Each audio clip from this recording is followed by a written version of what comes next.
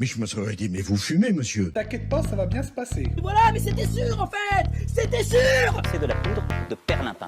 Mais c'est de la merde ce jeu. Philippe, viens ici que je te bute, enculé. Ta gueule.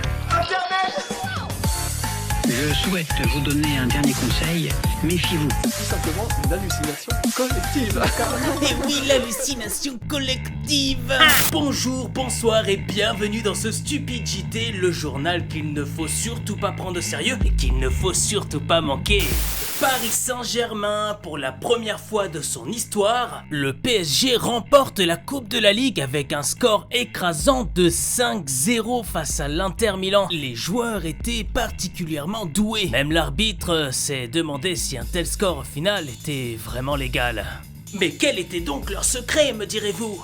Une source proche du club parisien nous a confié leur stratégie pour réaliser un score aussi phénoménal. Voici le plan en question. Ah, effectivement, un plan qui pénètre bien la défense d'Inter Milan. On a tous vu les images incroyables des supporters parisiens dans les stades. Mais qu'en est-il des supporters d'Inter Milan après le match ? Ah oui, ils ont vraiment pas apprécié. Non mais attendez les gars, revenez, c'était une blague. Bon, 5 c'était peut-être un petit peu trop. Ah, une information de dernière minute. Ils auraient dévalisé tout le stock de vaseline avant de reprendre l'aéroport. Chose compréhensible.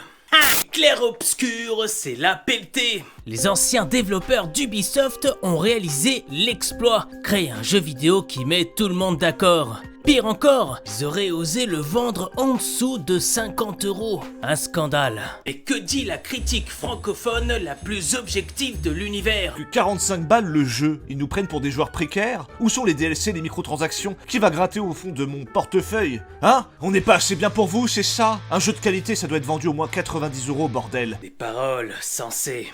Ah, apparemment nous aurions les commentaires d'Ubisoft qui essaieraient de se défendre. Ah oui, bah ils le prennent mal hein. The Witcher 4, un aperçu du gameplay est sorti cette semaine et il est impressionnant. Un commentaire Ubisoft ? Oh non mais revenez, c'était une blague. Tom Cruise sort son nouveau film Mission Impossible. L'homme qui sait tout faire, beau et fort et qui n'a aucun défaut. Serait-il parfait ? Eh ben pas tant que ça, apparemment ces gamins ils s'en bat les steaks. Also, got to ask, Father's Day is just around the corner. What would an ideal Father's Day look like for you? Hey, you know, just having fun, man. Making movies, big adventure, having a great time. Un bon père. Fait divers, un jeune homme aurait failli y rester. Ça s'est passé il y a peu de temps. En effet, le gringalet ne savait pas qu'il essayait de voler Jean-Charles Skarbowski, champion du monde de boxe thaï et triple champion d'Europe, accompagné de son collègue Cyril Diabaté, lui-même champion du monde dans plusieurs catégories. Mauvais jour, mauvais endroit, mauvais choix. Une source sur place nous informe des pensées de Cyril sur le moment. Ah oui, je crois qu'on était tous sur la même longueur d'onde. Ah, on comprend, c'est bien la première fois où on voulait qu'un voleur aille jusqu'au bout de son idée. Allez, encore un petit effort. Vas-y. America Great Again.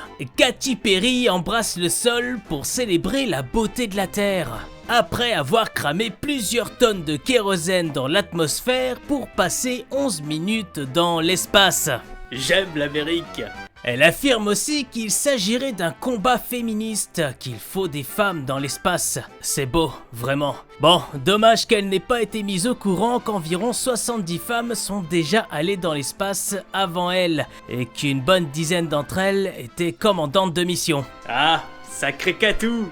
J'adore l'Amérique. Nouveau challenge sur TikTok. Depuis le début du mois de mai, les écoles américaines tirent la sonnette d'alarme. Tire? École américaine? Ouais, les credos, ouais, je la garde. En effet, ce nouveau défi consiste à mettre des mines de crayons de plomb dans le port USB d'un ordinateur portable, dans le but de... le faire exploser. L'Amérique! Seulement voilà, une question demeure. Qui serait le coupable d'un tel agissement? Serait-ce de la faute de TikTok, de l'éducation, ou pire, les jeux vidéo? Attaque de requins. Selon des scientifiques, l'augmentation des attaques de requins serait due aux influenceurs. Oui, vous avez bien entendu, la science a parlé. Des chercheurs affirment que certaines attaques de requins sont causées par des gens qui veulent absolument un selfie à côté d'un poisson carnivore de 300 kg. Spoiler, le requin, lui, ne veut pas de photos. Trop de selfies dans l'eau, pas assez de neurones. Résultat, les requins n'en peuvent plus et mordent. Jusqu'où iront nos chers influenceurs? En tout cas, ne changez rien. L'industrie du tabac veut vous enfumer. Oh, je la garde celle-là.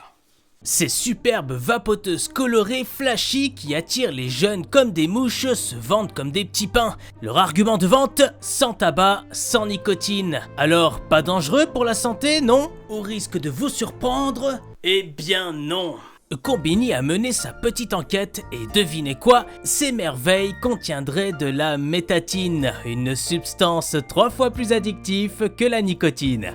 Je rappelle que leur marketing est basé sur l'addiction à la nicotine. Et qui, cerise sur le gâteau, détruit le développement cérébral des jeunes. Sacré petit lobby! Et là, vous me direz, fumisterie, mais qui oserait proposer ça à nos adolescents? Des influenceurs sur TikTok.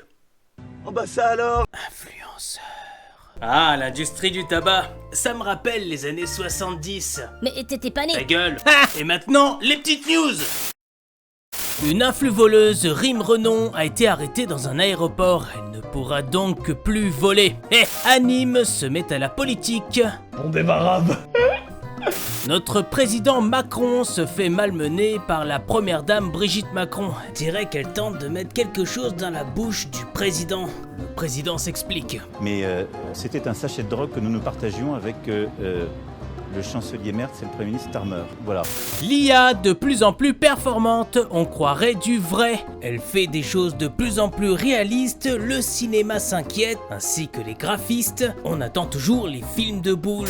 Un jeune cherche des noix à un boulanger avec une arme, mais il a appris qu'il fallait pas les emmerder quand ils faisaient leur pain. Et Kim Kardashian était à Paris pour son procès, elle se faisait un petit lifting avant le tribunal. Et maintenant, la météo.